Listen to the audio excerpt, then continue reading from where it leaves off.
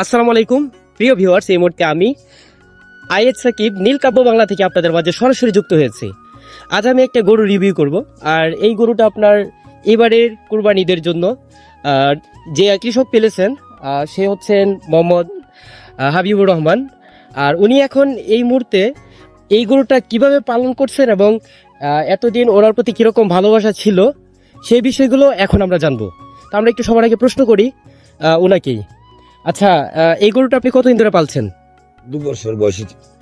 2 বছর যাবত এই গরুটা পালন হয়েছে। 2 বছরের কিছুটা বেশি যেটা বলা হচ্ছে। এই গরুটাকে আপনি কি কি খাওয়ান সেগুলো একটু জানাবেন। এই কুড়া, বুসি, কলা, ঘাস, বন, খের এইগুলোকে। তো এটা হচ্ছে আপনার তৃণভোজী খাবার।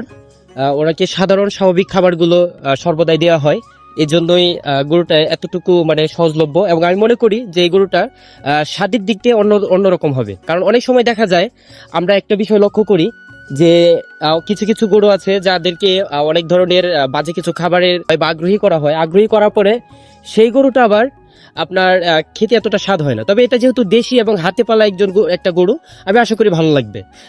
এই গরুটা আপনার পালার প্রতি শ্রমের বিবরণটা দিবেন, যেটা পালাতে আপনার ভালোবাসাটা কিরকম ছিল? আমার নিজের হাতের গরু তো, ওইটা পালতে আমার খুবই আগ্রহ, নিজের ভালো লাগছে। লাগে আমি খুব ফ্যামিলির মতন মনে করছি।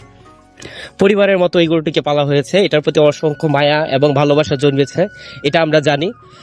তো এবারের কুরবানি হাটে আপনি এই গরুটাকে কত টাকা ধরতে চান একটু যদি জানাতেন। 2,20,000 টাকা আমি ধার্য করছি, তারপরে দেখা যাক কি।